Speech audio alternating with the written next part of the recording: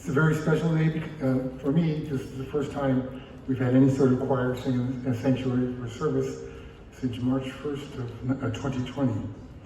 So we're going to be singing 2 short songs and with very short lyrics. The first one, the words are, "If the song of my heart falls silent, sing to me." And the second piece is, "When our voices stir the embers, my heart remembers our song again."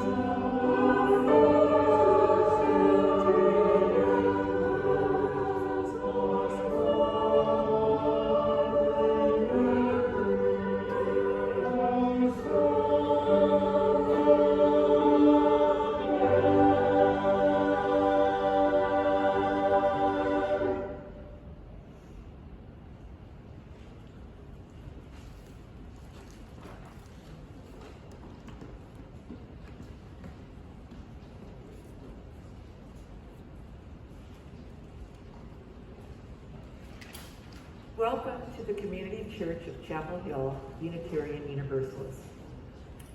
I'm Kathy Putnam, and I'm a member of the worship ministry here at the church. I especially want to welcome any visitors or newcomers worshiping with us this morning, and call your attention, there's a special note for you, welcome guests and newcomers, on the back of your order of service.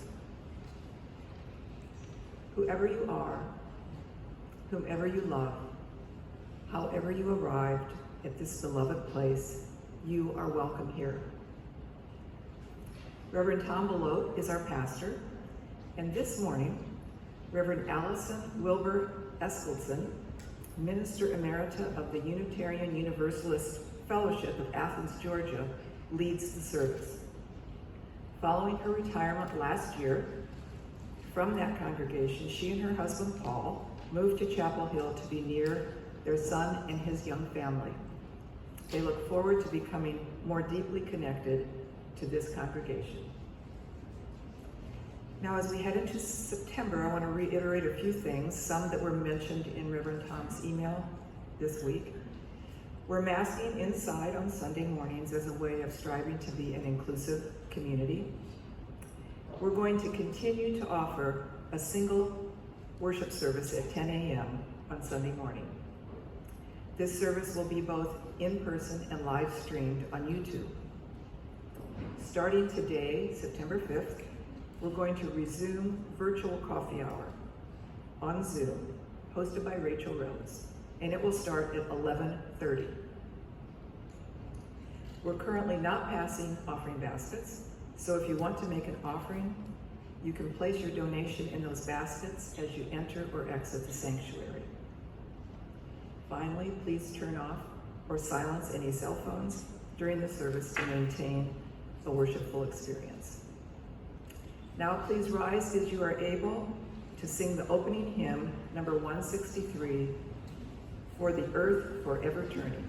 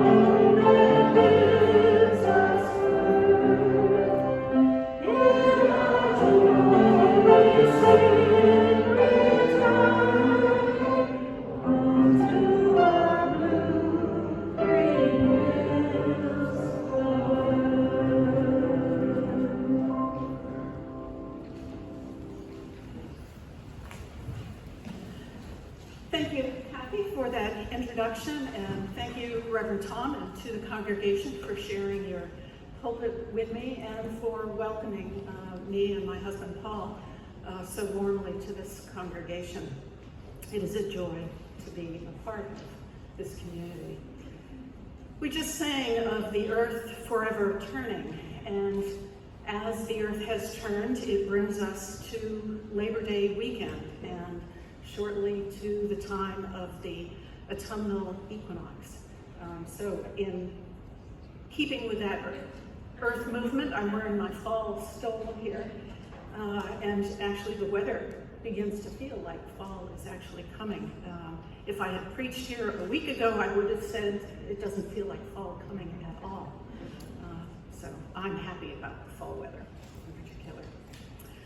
Labor Day has been celebrated as a federal holiday since 1894, and it was made a holiday in recognition of the accomplishments of many union workers for better working conditions, particularly among coal miners. And it was also a day for those laborers to be given a day off to spend with their family, perhaps to parade and to take pride in their work. They had worked for many years to get some rights, some improvements in their working conditions, and it is work that still continues today. We know that wages can be improved and working conditions can be improved. One thing that the pandemic has shown to us is that some workers never get a day off. We have many essential workers who I think need to be celebrated in particular on this particular Labor Day weekend. And I imagine that in this congregation there are many essential workers. There are teachers who taught virtually all last year and hopefully are in their classrooms this year. Doctors and nurses, delivery drivers, hospitality workers. I'm sure that many of you identify as an essential worker in some way. Even parents are essential workers. So I'd like to take a moment to thank all of you who have helped sustain us during this crazy year and a half, and who continue to sell us our groceries and deliver our purchases and basically take good care of us. So if you would join me in a round of applause for those of you who are essential workers, and also to remember to thank those essential workers who are outside of this community. So I thank you.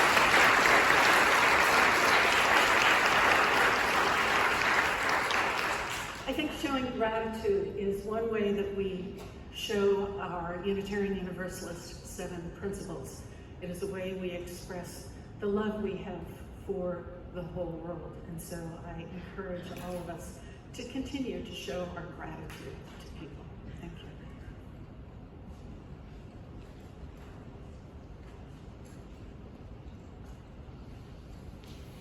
Please join me in saying the words to the Chalice Lighting by W.E.B. Du Bois, which are in your order of service. Now is the accepted time, not tomorrow, not some more convenient season. It is today that our best work can be done, and not some future day or future year. It is today that we fit ourselves for the greater usefulness of tomorrow.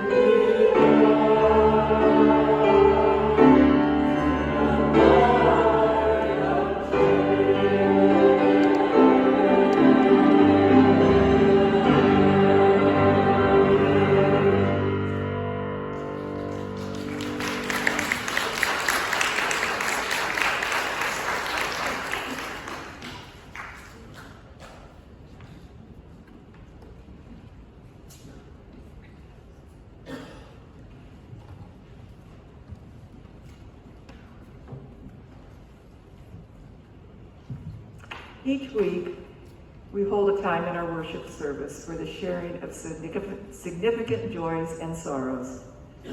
If you have a personal joy or sorrow you'd like to share, you're invited to come forward, place a stone in the water, speak your name into the microphone, and briefly share your joy or sorrow.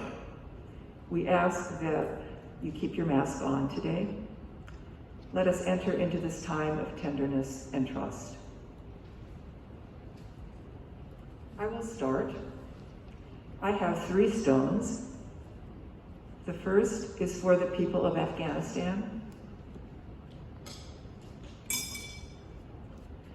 The second is for the people and communities affected by Hurricane Ida.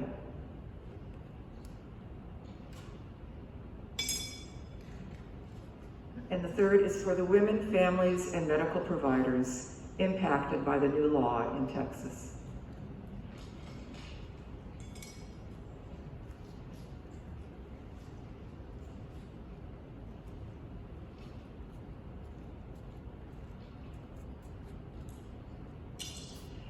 "18 years ago, I came to this congregation with the joyful news that I finally had grandchildren.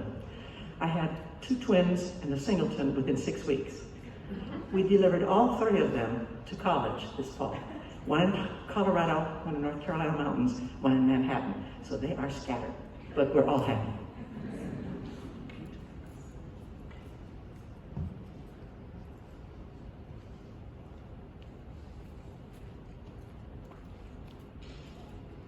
My name's Mark Silling, Susan Heyman. My brother-in-law is an anti-vaxxer who's in the process of paying very dearly for that decision. He's now been in the hospital for a month and they've had to remove part of one of his lungs. And I don't know how this is going to turn out for him. I'm very sorry for him.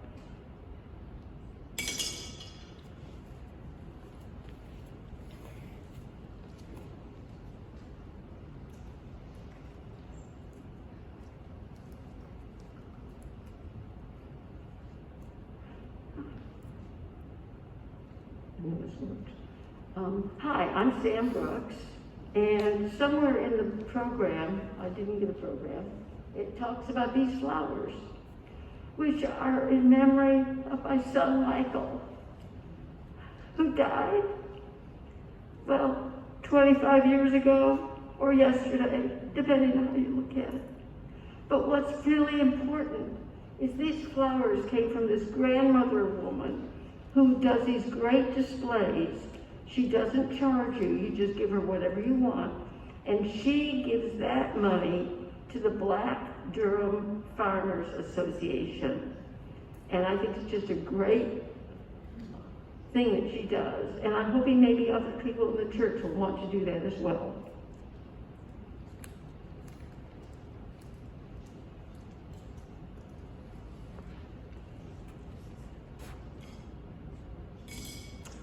I'm Glenn Merbach, and some of you may know my child, Eden, formerly Lennon, who lives in New Orleans, and they made it through the storm okay, and all their animals are safe, but they couldn't take the aftermath, so they evacuated, waited a few hours in line for gas, and were able to make it up to our house. So Eden and their partner Amber are staying with us for a few days till power comes back on, so just keep us all in your thoughts.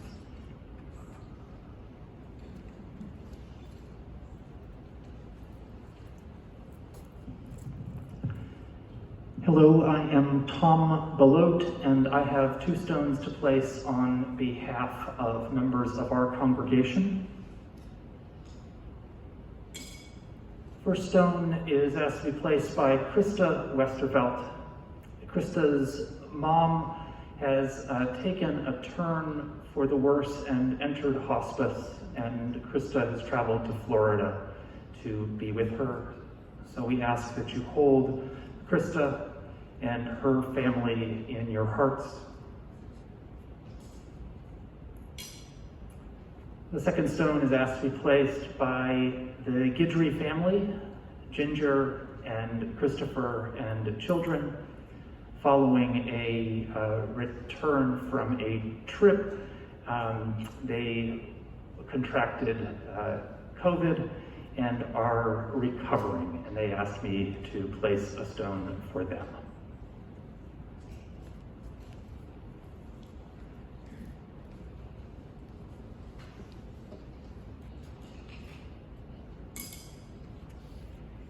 This last stone is for all those joys and sorrows this morning that were unspoken, but that live in our hearts and are no less real. Please join me for a time of prayer or meditation, followed by a time of silence. And please remain seated when we sing our meditation hymn.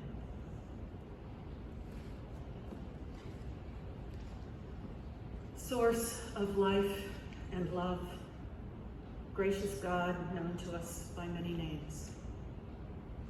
We give thanks for all of our joys, for sending grandsons off to college or grandchildren off to college, for safe evacuations from the hurricane. We celebrate these together. For all our sorrows, sorrows for those who refuse vaccinations, sorrows over memories of lost family members, and sorrows over transitions from this life to the next. We hold each of these tenderly. Let us give thanks also to those who serve our country at home and abroad, our hearts joining with families who grieve the recent loss of service members. We pray for the safety of any Americans and allies remaining in Afghanistan and hope for the rapid resettlement of refugees.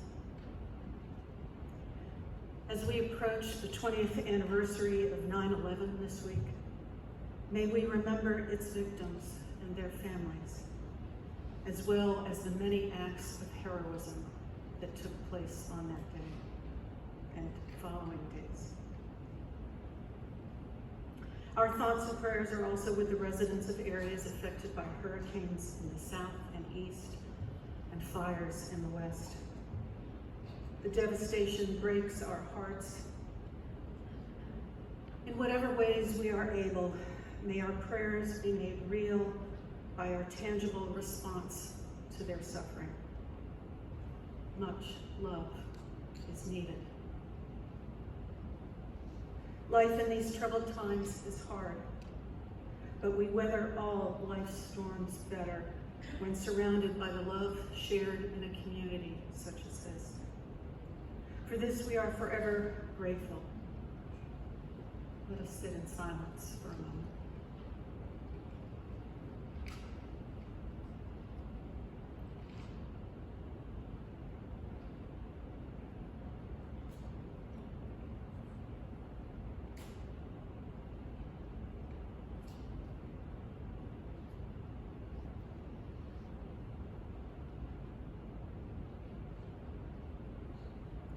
Ashe, Amen, and blessed be.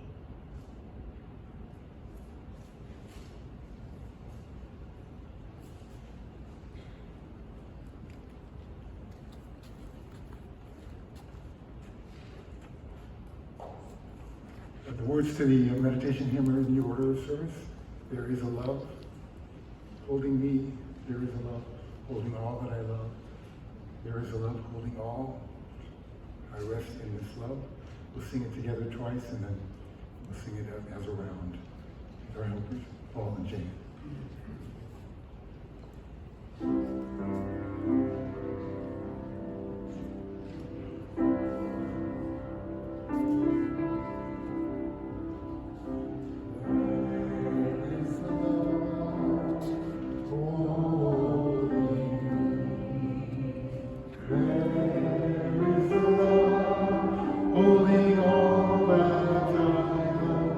There's a love.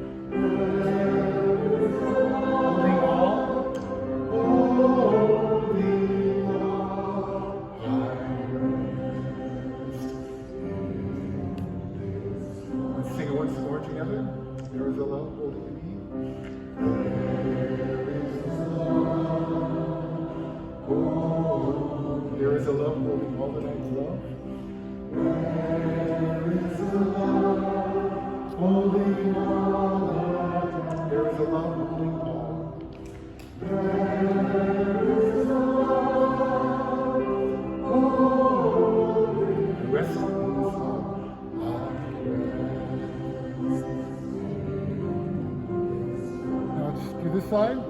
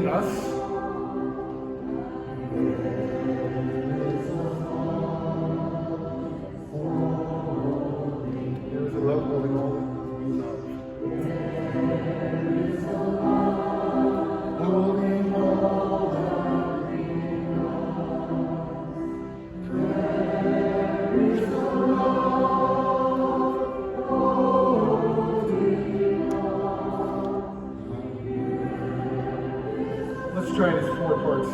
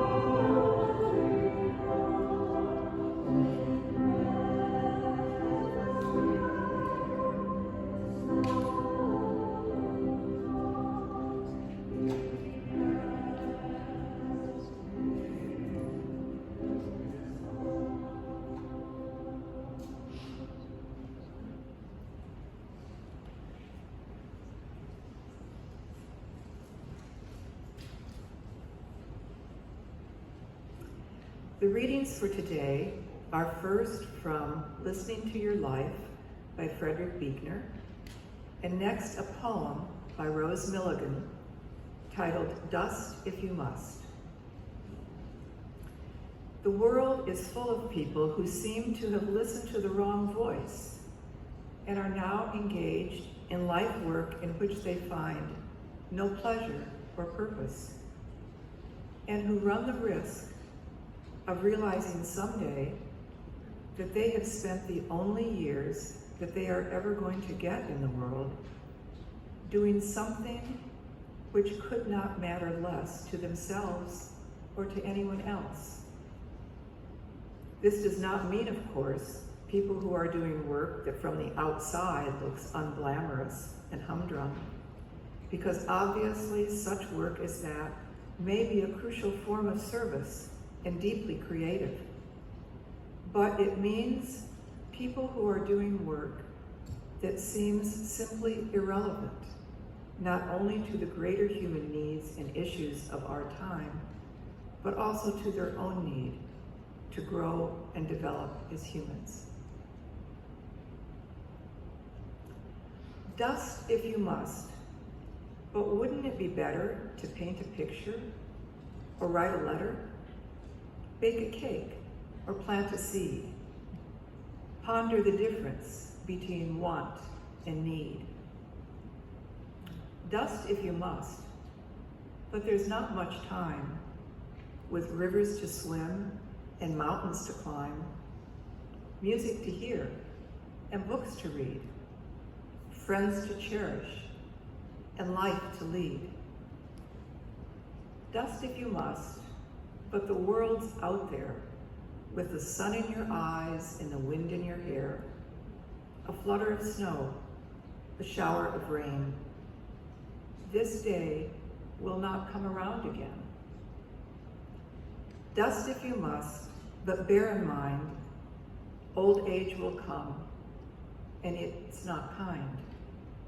And when you go, and go you must, you yourself will make more dust.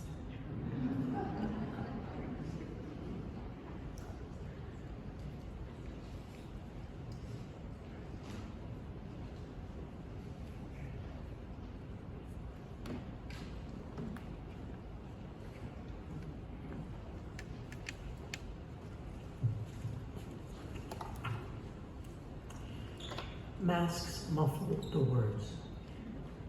This is what we'll be singing. Hope is the thing with feathers that perches in the soul and sings the tune without the words and never stops at all, and sweetest in the gale is heard. And sore must be the storm that could abash the little bird that kept so many warm. I've heard it in the chillest land and on the strangest sea, yet never in extremity it asked a crumb of me.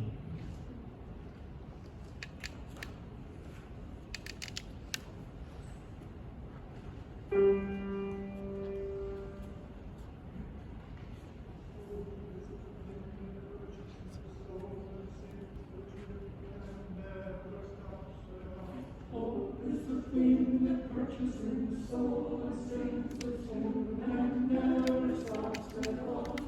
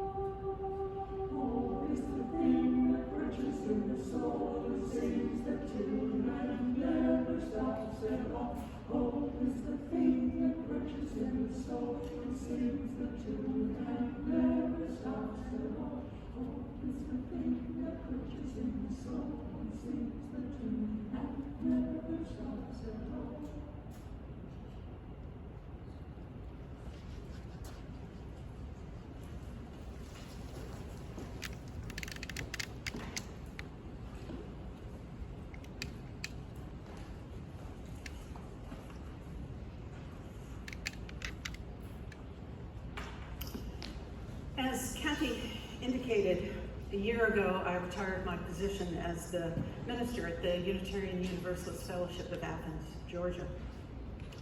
Since then, in the midst of the pandemic, my husband and I sold our house in Athens, sought out a house here in Chapel Hill, and finally moved in September of last year, so just a year ago. Despite our concerns about the Delta coronavirus variant, we are thrilled to be in person in congregational life. And hello to all of you who are out there in the virtual world, but it's nice to be back face to face with people too. Just checking though, did you hear both that Kathy say that I had retired? And yet, like many occupations, a minister never truly stops being that identity. What we do, all the ways you and I spend our time, help define who we are. Thus, here I stand at a pulpit, preaching once again, not completely retired. Because it's Labor Day, it seems appropriate to talk about labor, about work. You've likely heard news reports lately that speak of labor shortages. There are more businesses reopening and fewer workers coming to fill the jobs that they have available. And experts give many reasons for this shortage. Some say that it's fear of contracting COVID. Others say low wages, high federal relief and unemployment benefits, reluctance to leave home for an office, or even to leave the country to go back to a city, or even a desire for a better life and work balance. Economists may argue just how true this labor shortage is, but we can't argue that the pandemic gave us all a time stuck in our homes, in isolation, quarantined. And it was also a time to reflect on work and our futures, to assess those futures. And my retirement, in combination with the move and the shutdown, gave me the opportunity to do similar reflection. We all work at something to fill our days, whether we're paid for that work or not. Our activities, such as spending our time with hobbies, in homes, in schools, in a workplace, whatever it is that we do, we can all benefit by reflecting on what it is that we're doing. Because it's never too late to change course, to do something different. Each of us can ask, am I doing what I most need to do? Writer, theologian, and Presbyterian minister Frederick Buechner offers wisdom for thinking through this question. Buechner suggests you and I consider if it is where our, quote, deep gladness meets the world's deep hunger. By deep gladness, he indicates our activity should bring us joy. By the world's deep hunger, he wants our activity to serve the world's greatest needs. A meaningful, fulfilled life requires both halves of his statement. One without the other makes for a dreary, purposeless life, according to Buechner. Buechner believes we'll know our deep gladness if we listen to what calls us. Our calling is that which we cannot not do. An artist must draw. A musician must play. A mathematician must love to manipulate numbers. A minister must love to serve people and principles, their God. Our callings, whether voiced by God or within our own minds and hearts, reveal our talents and how they may best be put to use. If we aren't talented at something, we're not likely to feel called to a career that requires those talents. It doesn't make us feel good about ourselves to do things we have no skill at. I can barely draw a stick figure, so I'm no artist. I can barely multiply and divide, so I'm no mathematician. And I only dust when I must. So I'm no housekeeper. It's no surprise that my two careers used, first, my visual acuity as a photo editor for the National Geographic Society, and second, my verbal skills as a UU minister who must write and preach. I'm sure you do something that brings you joy and a feeling of competence. If you're not doing your job or activity well or with gladness, then you're not likely doing what you most need to do, according to Buechner. Similarly, Joseph Campbell, author of The Power of Myth, encourages people to follow your bliss. Writer and theologian Howard Thurman also affirms this. In response to an interviewer's question about what the world needs, he reportedly said, "Don't ask yourself what the world needs. Ask yourself what makes you come alive and go do it. Because what the world needs is more people to become alive." A nonviolent activist, mentor to the Reverend Dr. Martin Luther King Jr., and first African-American dean at Boston University from 1953 to 1965, Thurman did not advocate that we do our own thing just for ourselves alone. Instead, he felt that the world would never change if we didn't love what we did to make that change. He felt that our activities needed to make best use of us, and then we would be most engaged in whatever change we were trying to make. Duty and drudgery cannot motivate change in the world like inspired, joyful commitment can. For example, if you feel pressure to be out on the streets, marching and protesting for justice, when that's not something you feel called to do, despite endorsing a particular cause, don't do it. Instead, ask how what you enjoy doing might support a justice cause. Maybe your organizational skills can acquire food and water for those on the streets. Maybe your artistic skills can create posters for activists to carry. Maybe your writing skills can create blogs and editorials or start a letter writing campaign. Maybe your legal skills can help those jailed for civil disobedience. Justice making requires more than one talent. Which brings us to the second half of Buechner's statement. Our deep gladness should serve something beyond ourselves and our own wants. If our talents only bring us fame and fortune without benefit to others, we miss an important contribution to our own happiness. Selfish behavior never brings anyone true happiness or deep gladness. Fortune and fame prove fleeting and fickle. Many agree. Booker T. Washington said, quote, "Those who are happiest are those who do the most for others." A life not lived for others is not a life, said Mother Teresa.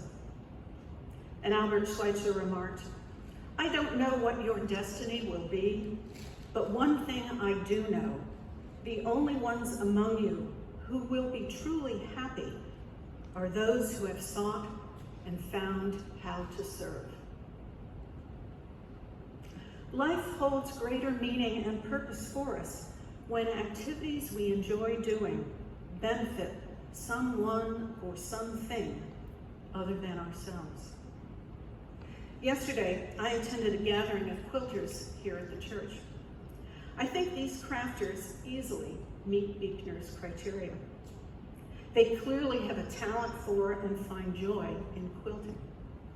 Their finished products display skilled craftwork and design artistry. But they don't make the quilts for themselves. They give quilts to women in the shelter, for the caring committee here at the church. They also give them to people experiencing sorrow or loss, or who might be celebrating the joy of a new home, such as in the Habitat Humanity builds. They also sew dinner vests for seniors in nursing homes.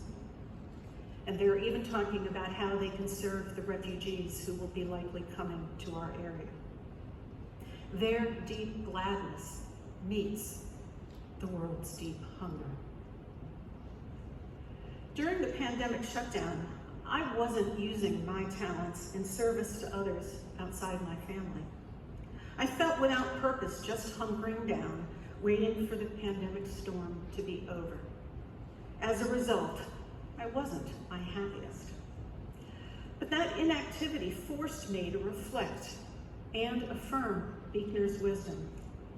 I find joy doing ministry that serves our Unitarian Universalist communities and furthers our 7 principles. I feel most valued and alive when using whatever talents I possess for the good of a community such as this. I don't need to be engaged in full-time ministry, but I do need to serve something larger than myself. My spirit needs my deep gladness to meet some of the world's deep hunger. What is your spirit telling you? May each of us take time to reflect on whether what we're doing is what we most need to do. And if called to do something new, to become more alive in service to others, may we answer that call with joy and commitment. May it be so. Please rise in body or in spirit as we sing our closing hymn, and remain standing after.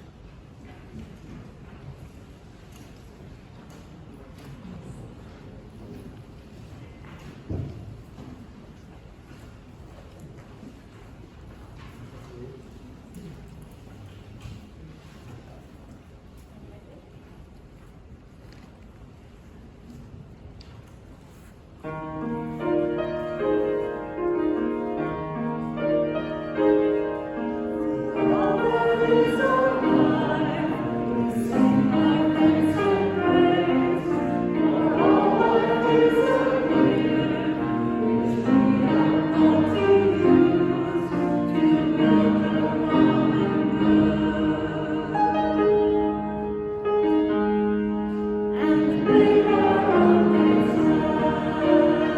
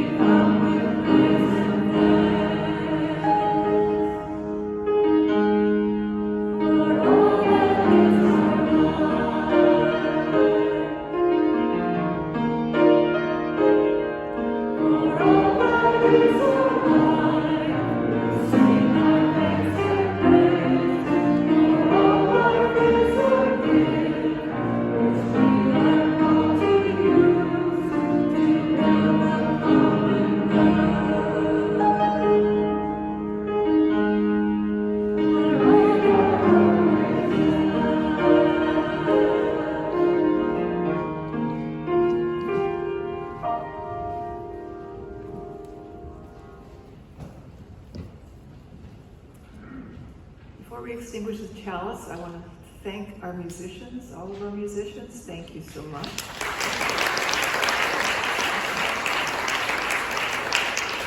And just remind folks that you may make a donation in the offering baskets as you exit the sanctuary. The words to Extinguishing the Chalice are in your order of service. Please join me if you wish to do so. We extinguish this flame, but not the light of truth, the warmth of community, or the fire of commitment. These we carry in our hearts. Together we go together again. And now let's sing Shalom, either like this or like this.